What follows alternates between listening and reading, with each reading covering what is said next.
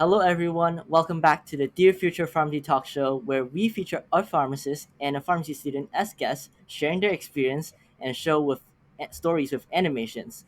And hopefully, by the end of the episode, you will become inspired to become one of the best pharmacists out there in the future. Today, we feature two great individuals, and I had a chance to connect and work with them before. We have Dr. Ken Tai, who currently owns the independent pharmacy franchise 986 Pharmacy and one of the biggest influences in pharmacy entrepreneurship. Dr. Tai, welcome to the show. Thank you very much. Thank you for having me. Appreciate it. And we also have a current P1 student at Western that I worked closely with during our time at Pre-Pharmacy Society at UCI. Please welcome Mr. Ethan Chhan to the show. Hello, everybody. As Ryan said, my name is Ethan. I had the pleasure of working with Ryan in my last year at UC Irvine. I graduated class of 2022, so I'm straight out the gate in terms of undergrad, and I am a current P1 at Western University of Health Sciences.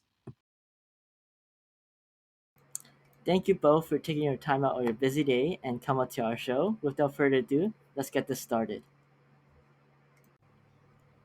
So first of all, Dr. Tai, would you like to first introduce a little about how you got into pharmacy? What's your pharmacy journey? Well, I don't know where to start, but I can tell you that I think my journey probably started very similar to most of your audience and most of the students and whatnot here. So, really simply, I got introduced to the world of pharmacy by a fellow, actually, uh, when I was working at UCLA, a friend of mine's actually worked at a neighborhood pharmacy and said, "Hey, why don't you take a look? Can you go and maybe work there for the summer, get a summer job, and get some exposure to what pharmacy is about?" And at the time, I really knew very little to anything about pharmacy, so I took the job, and it was essentially a delivery driver position that I took on. And at the time, I'll be honest, I was willing to take any job. So if it was even non-paid volunteer, I was going to do it. But I was very fortunate; they happened to, be asking and hiring a driver, so I was hired on. Did everything, deliveries, throw out the trash, you name it, and it was a very interesting process, and I had a lot of fun doing it. And ultimately, that cultivated my desire and true passion for what pharmacy could be like. Serving the community and really being a integral part of a the healthcare provider network. So that got me fully engaged into applying for pharmacy school. I was very fortunate to get admitted to the USC School of Pharmacy, where I completed my 4 years doctorate degree. Ultimately, got my residency in community practice. And then about shortly after, I'd say about a year and a half, 2 years later, is when I opened up my first pharmacy. Now I look back, it's almost 17 years since I've been an independent owner. We have probably, I think by the end of the 2022, I'm sorry, calendar year, we'll probably have around 25 locations in Southern California, Nevada, Texas. And it's been just a great journey. I've had the fortune of also being a very active member of the schools that I graduated from, including USC as adjunct faculty teaching the entrepreneurship course. I just 2, 3 years ago served as the president of the California Pharmacy Association. I just recently got, uh, I guess, elected to be the vice president of NCPA, which is the National Community Pharmacy Association, and was also honored by receiving the Independent Pharmacist of the Year for our country. And so it's been an absolutely crazy journey. Super excited and just glad to be in a position where I could share some of those experiences and whether good, bad, or ugly with your podcast with your audience, and hopefully inspire some young students out there or future healthcare professionals to at least consider pharmacy as a profession of choice. Thank you so much. And at this time of recording, I've actually just also seen your like LinkedIn post. You receiving the award, and it's such an amazing thing to see. And yeah, we're very glad that you're now like looking back into your story, really, really seeing how your experience at just from being an undergrad now to pharmacy school, now being a successful entrepreneur. It's just a really amazing journey. So moving on to Ethan, would you like to describe a little bit your journey so far? Yeah, of course, Ryan. let me first off say I also saw Dr. Tai's post for winning Independent Pharmacist of the Year on LinkedIn. It was actually shared by one of the faculty at Western. I was like, hey, I know that guy. But a little bit about me. I come from Hanford, California, which is a small town outside of Fresno in the Central Valley here in California. And that community actually is rated as a pharmacy desert, as well as being a designated federally designated area of HPSA, which means it's a health professional shortage area, which meant that there wasn't much uh, individuals there to take care of the population, despite it, I think, being one of the most important at risk populations there, because there's a huge influx of migrant workers there, some of them who don't have insurance, other individuals who may not be engaging in healthy lifestyle habits.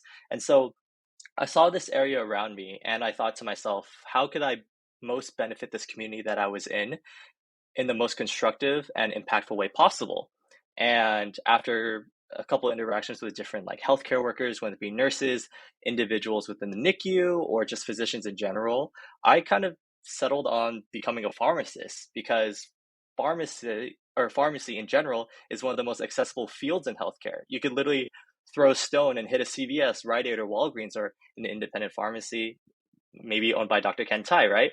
So you could walk in there and that individual would most likely help you get to the answer or goal that you're looking for in terms of providing a better health outcome, for example, and have you leave there less worried or more reassured that you're going to be doing the right thing.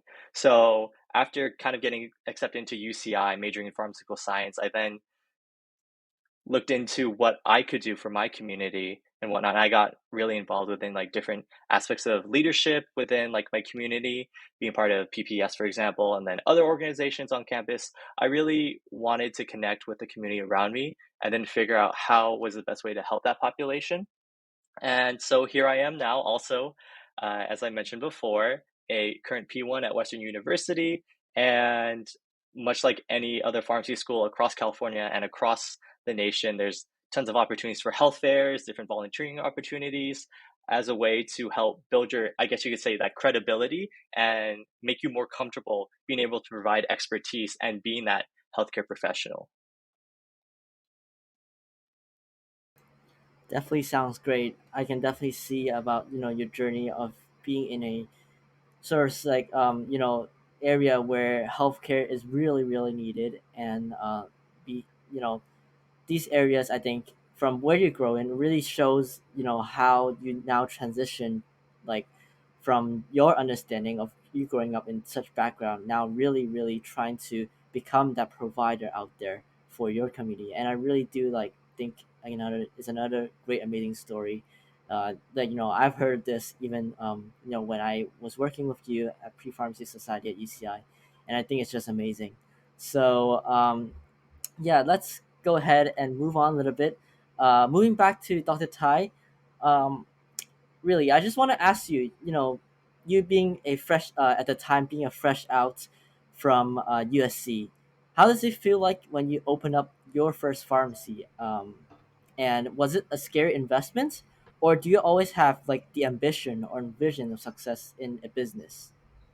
I'm not gonna lie. I mean, initially coming out of school, I would think that most people would be a little bit, have a little angst in starting up their own business and opening a pharmacy school. And let's be upfront. I mean, pharmacy schools are not geared essentially towards entrepreneurship per se, right? Most schools, they kind of train you to go out there and maybe work for a chain or work for the hospital or maybe work in managed care industry or industry. There's just different areas now the pharmacist can participate and be very actively engaged in as a profession.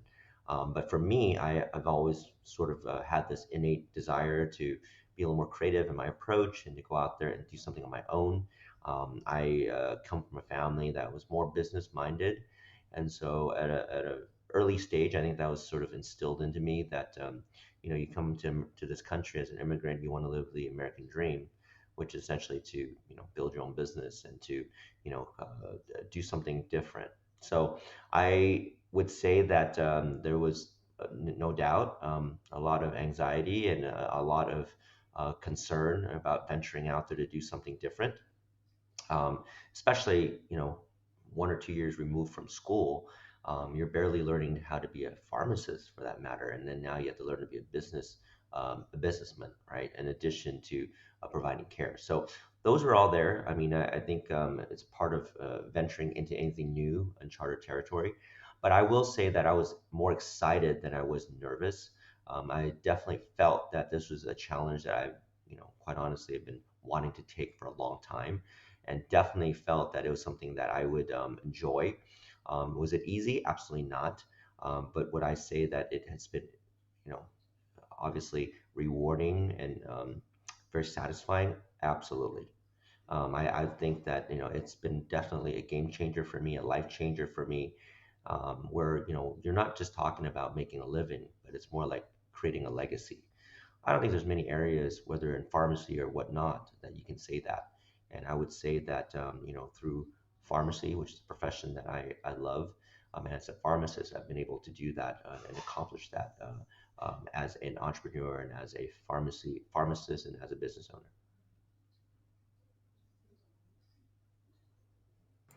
Definitely sounds great. I was just, relating back your experience, coming from an immigrant family. I think a lot of us have, this background of, really want to help the community, and especially for Ethan here. I was just wondering, Ethan, do you have any thoughts on like maybe yourself in the future potentially, having a chance to serve your community at a very local level by, opening your own franchise or pharmacy. So The golden question of becoming an entrepreneur. Well, I definitely empathize and relate to the both of you. I also come from a family of immigrants. My parents were the first ones in our family to emigrate to the U.S. with their cousins, their brothers, their sisters, their parents, right? And they all actually all ended up becoming small business owners. And so I really look to that perseverance, that resilience, that drive, especially to leave a legacy, like Dr. Tai was referring to, because at the end of the day, it's like you're putting so much time, effort into this project that essentially I would like to refer to it as like the unspoken child, right? I always joke with my parents that while I was their first born human child, that the business was their actual first baby that they took care of, you know? And so I definitely would say that I am open minded in regards to opening my own independent chain because I love the business aspect, or I guess the analytical side of what pharmacy practice could be and what it can hold, you know? I definitely feel like there's more to just being a clinical pharmacist than more or less solving cases by cases. But what about just actually running your own type of independent pharmacy where you are the boss and where you can make the rules that make sense? Whereas with certain corporations like CVS or Rite Aid and Walgreens, you're kind of confined to this idea of like this is what corporate wants, and therefore it dictates how you as a pharmacist have to work. Whereas if you're an independent pharmacist, you are in a way the boss as well as the pharmacist, so you best understand what's best for your patients as well as what's best for your business currently going on. But to answer your question shortly, Ryan, I would say I am inclined to it. I think I just need to be more ground in my elevator pitches to investors, aka probably my family or friends. Yeah, but it's funny you say that, Ethan, because amazingly, I call every one of my pharmacies my children. So even though I have three beautiful young girls now, my firstborn was technically my pharmacy, like you said, and so and every time I have a new pharmacy, I look at that as my child, as my children, because you have to give them the same type of love, tenderness, and care that you would a child, because that's the only way a business can grow, and not to mention the fact that you're such an integral part of the community that you service, that they accept you as their own, as their family member and whatnot. So definitely it takes on sort of a life of its own, and I totally can relate to this concept that when you have a business, it's almost like having children. So it's amazing how many children I have nowadays. But it's been a fun process of parenting for sure.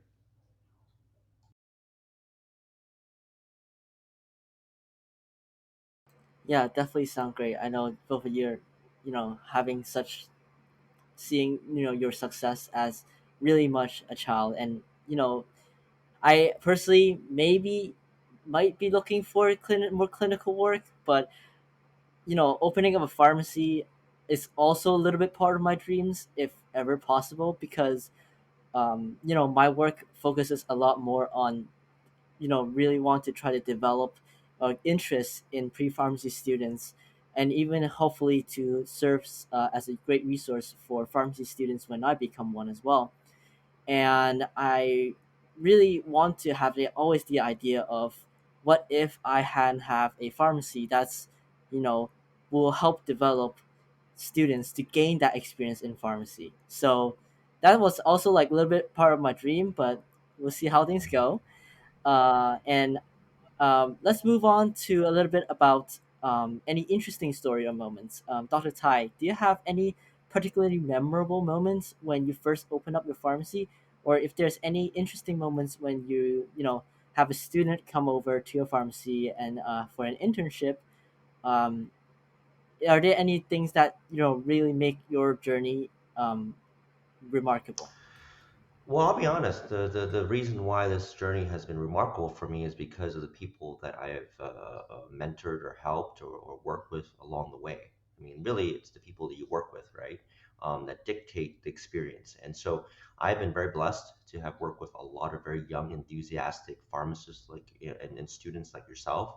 I mentored them throughout various stages of their career, which include even, high school up to undergrad and pre-farm and then pharmacy and then ultimately as staff, managers, and now business partners that I've worked with through the years.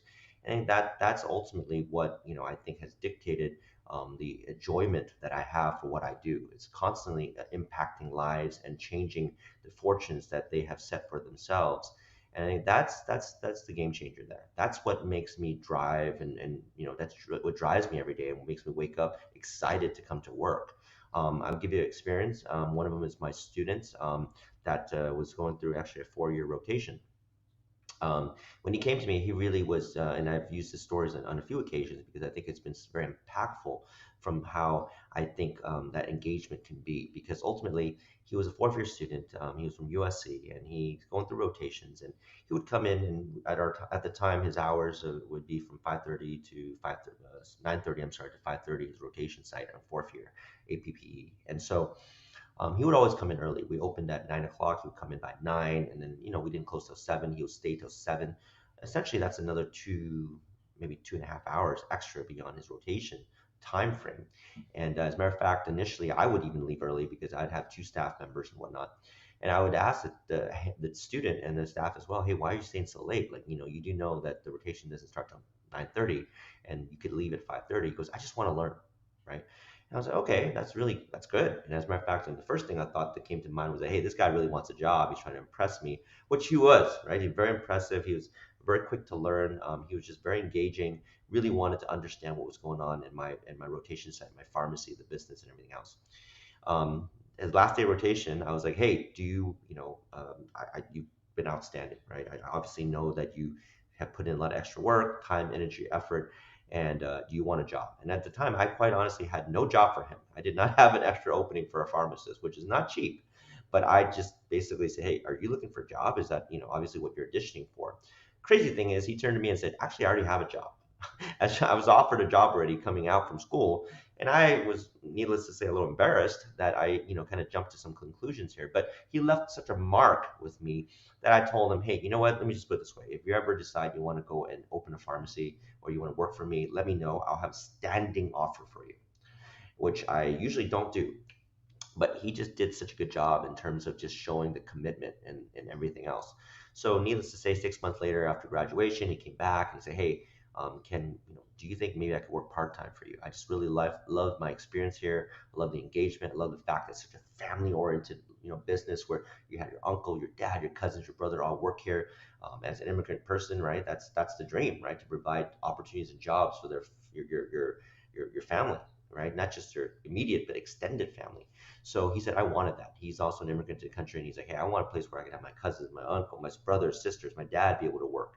So I was like, sure. I mean, hey, I gave you a standing offer, so I'm going to live by my word. So he came and worked part time. Eventually, that became full time. Eventually, became my business manager. And I was like, hey, what is that your ultimate goal is? He goes, hey, I want to be like you. I want to be able to own my own pharmacy. I want to be able to one day be able to provide opportunity and job for my family. And shortly thereafter, maybe about 6 to 8 months later, I had an opportunity to open another pharmacy in downtown Los Angeles in the Japanese town area. I made him an offer and he took it. Now it's almost, I don't know, 8 to 10 years thereafter. He has been very successful as an owner, probably one of the hardest working guys I know. His wife works there, who happened to also have been my intern previously, and now is a pharmacist, and now she's actually more at home with the kids. But the sister works there. I think once upon a time, both brothers have worked there, friends and families who work there. It's just the American dream. I think those are the experiences that I take away with me that I feel proud of, that I had a part in helping him, guide him, lead him to the lifestyle, or to be the professional that he wanted to be. You know, and yeah, that's just one of the stories that I can definitely share, and am very proud of, more for him than anything else.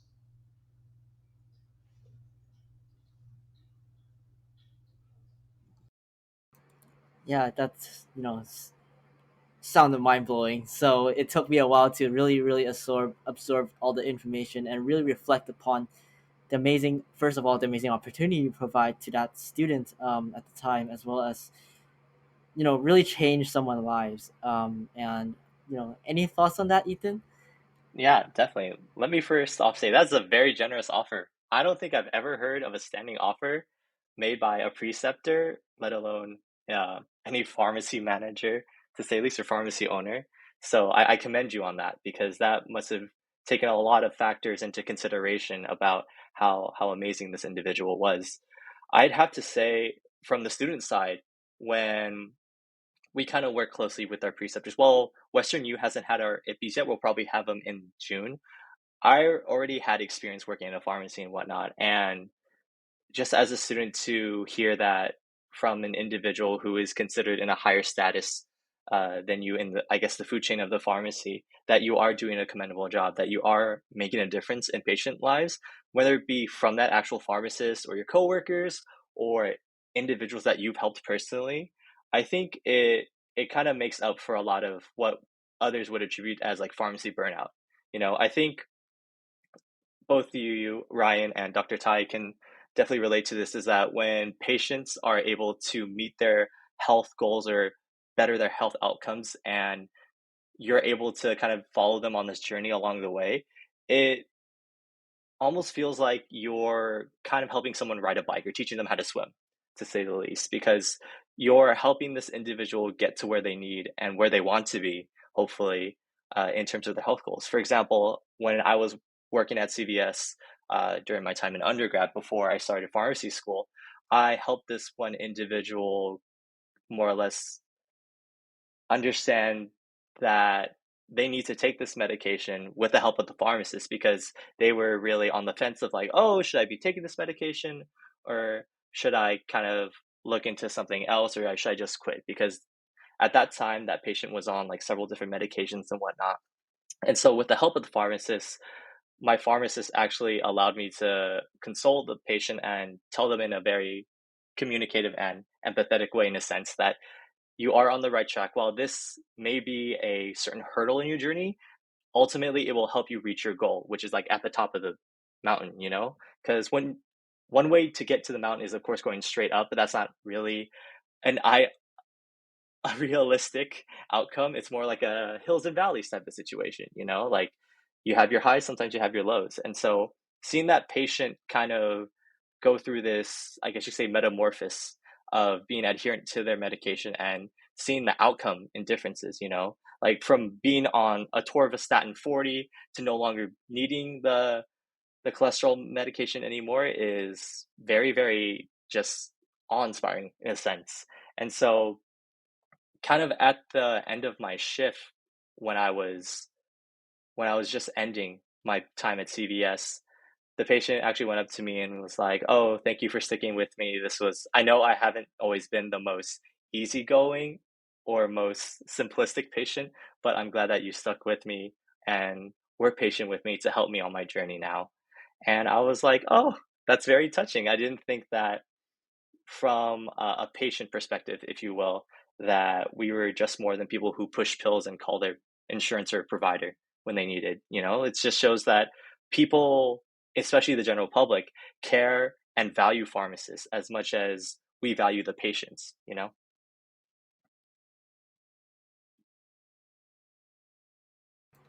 And yeah, I mean that's definitely sound really relatable to me as well. Like I have a similar story where as a student worker at the UCI Student Health Center Pharmacy myself, I got the chance to really help the patient population that are actually my peers.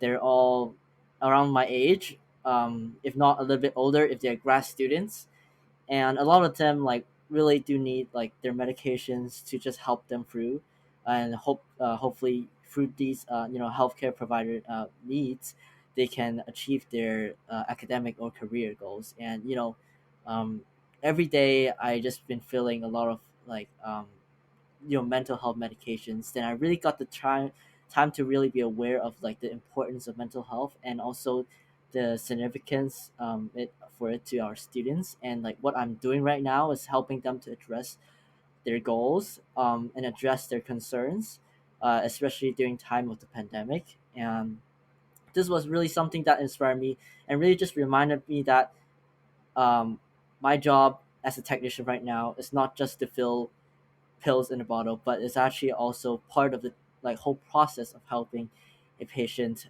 with their needs, with their healthcare needs. And I'll So be honest with you. I mean, yeah, I'm hearing all this, and it's honestly very, um, it's very encouraging, right? Because I'm all I can say is this: it doesn't matter if you're a clerk, you're a driver, you're a technician, you're an intern, you're a pharmacist, you're a manager, you're an owner.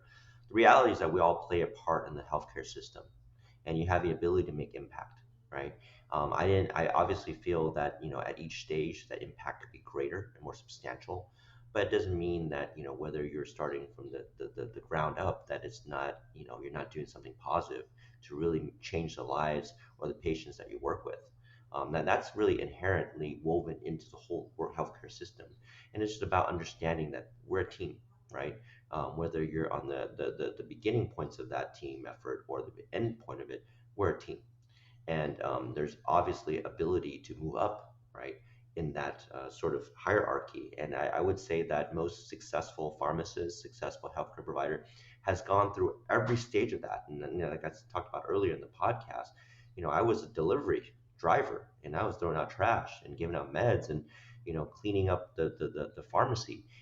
But that was just as impactful in terms of making sure that we're able to put the pharmacists and the rest of the team in the best position to do their jobs. So I think you just have to understand your role at each point, make the best of it, be the star of your role, right? Whichever role that is. And then as you become a star of that role, you will slowly escalate to the next role at a higher level. And I think that's the beauty of what we do is that we all have an opportunity to make impact. And as long as that is your ultimate goal, you will be successful, you know? yeah, definitely sounds amazing. There's one last question that I want to ask Dr. Tai. Is that any future plans at your current pharmacy franchise, or how do you want to use your success as a platform to develop new pharmacy graduates in the Well, future? I can actually share that in two lights. The one is actually we already have developed a few programs the last year or two.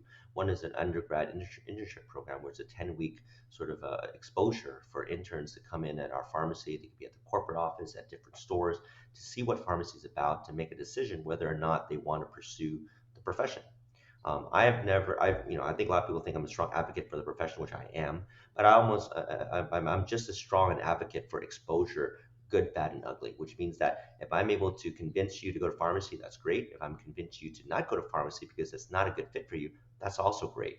So to me, it's all about exposure, making sure that I tell you everything and, of course, give you the best light I can, given my perspective. And I love what I do. So it's usually very positive. But at the same time, I think the students have to make their own decision whether or not that's something for them. We also start two residency programs, one with the USC School of Pharmacy, one with Western U, where essentially you have advanced community practice of experience, which is something that I was been blessed with. I was one of the first in the country, to go through those type of programs, and now I'm able to be in a position to provide that same type of a residency experience back to the students in the independent pharmacy setting. Separately, in terms of our company as a whole, I know you talked more about students, but this definitely ties into, we just formed our United States Hope company, which essentially is providing care, given our, the last few years track record with Manly County, to eventually to essentially provide mobile health services to the underserved, which include the homeless. And this is an exciting program, and we literally just launched it, and we're working on it right now, where we have actually buses that go around, provide vaccinations, TB testing, immunizations, antidepressive depot injections, you name it. I mean, it might even extend to financial aid, housing, social services. So the list goes on and on. But that just goes back to this concept that if you're creative, you're willing to really give it all you got in the profession, that it could parlay into so many different other avenues. And that's something I'm extremely excited about. I think that, once you get to a certain point, you really want to get back to the community. And what better way to do that than to look at, our current situation here in Southern California, acknowledge the fact that there's a need, and how can us independent pharmacists or healthcare providers as a whole provide a sort of solution to that problem. And so I'm definitely very excited about all these different kind of up and coming programs and opportunities that we're building out in 96. So, to conclude the episode today, any words of advice for pharmacy students out there who are watching Dr. Tai? Well, hopefully some of the students out there, learn a little bit about pharmacy, and learn a little bit about my journey as well as Ethan's journey. And if they feel that pharmacy is for them, then obviously, give it a fair shake. I do know that sometimes, there's other influences that dictate, whether someone, wants to go in a particular profession, right? Like for example, how the market is and whatnot. My advice is always very simple. It's like you have to go with, what you're passionate about. You have to go where your heart's at in terms of what you can see yourself doing, and ultimately that should be your guide. You know, not just to be frank with you, markets, right? I think you have to find something you love, you enjoy, and then regardless of where the market is, you'll do great, because you'll love what you do, and then that will show, right? I'm all about the love and the passion. So if that is creeping out of you, like the student that I alluded to earlier in the podcast, there's never a shortage of job for someone like that, because they had given it all they've got, right? And what usually doesn't happen, like standing offers for jobs, then it happens because they made it happen. And I think that's the reality of life. When you're really adamant, you're committed to something, the sky's the limit, and you're able to create something out of nothing, and your future will always be bright, because ultimately, you already take on the right attitude, the right sort of a mindset about what needs to be done and how you want to do it, and you don't care about what the market dictates, because you're so bought in that you will do great.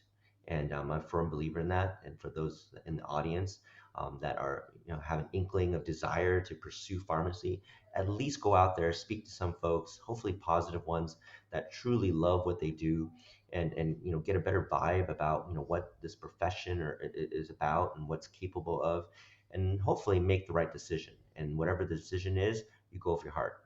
You do what you want to do, you do what you see you can eventually love doing, and you just do it. That's really, quite honestly, as simple as it can be. Thank you so much. Any add ons, Ethan? Well, I think Dr. Tai summed it up wonderfully. Follow your passion, and you'll never work a day in your life. That's what my dad always told me whenever he went to work. He's been working for 20 plus years as a small business owner alongside my mom. And even though it gets tiring, he still goes into work day in, day out, as I'm sure Dr. Tai does as well, with the same passion and energy that he did when he was much younger. So I would honestly say, for any advice for any individual who wants to go into pharmacy or is considering pharmacy, look at how much the field is continuously changing. That's kind of what I've noticed with pharmacy. Regards to any different field of pharmacy, when it be like outpatient, inpatient, community based, or hospital or industry, whatever field of pharmacy there is, it's continuously changing. And there's so many different and new opportunities that present itself within this field. And I think it will continue to be such a dynamic, changing field for as long as the profession is alive. And honestly, I think when it comes to like having that passion as well as having the drive to put in, day out, this field is, I think, a remarkable quality to definitely consider. I think you never know what you can be really interested in. You could be interested within like, oh, dental school, veterinarian medicine school and whatnot. But I think with pharmacy, it's just that what one key trait I've noticed is that everybody wants to help people because they care about their community, and more often than not, they care about their family members because what is one of the biggest, I guess you could say, like health characteristics that individuals have day in day out? It's medications, right? And so if you in some scenario or I guess you could say event, find that your family members are taking medications and whatnot, there's always that window into asking yourself, like, oh, what does this medication do? How does this medication work? And then before you know it, you have a PharmD under your belt, and then you're going out and practicing in the real world. So I think finding that passion, as Dr. Tai said, as well as developing a sense of purpose within your community is probably the best advice I could say. Obviously, do well in school, go out and experience life, be a part of the community that you hope to serve. And before you know it, you'll be serving them in more ways than one. Um, Thank you for concluding our episode, and thank you both for joining me today. And I really hope our viewers have enjoyed your stories and your conversations about your dream, your passion, and really serving the community that you love. So remember, hit the like if you enjoyed it, comment and share with your peers. Click the subscribe and the notification bell for our latest content. Go give us a follow on our social media to show your support. And thank you everyone for watching. We'll see you next week with episode number 3.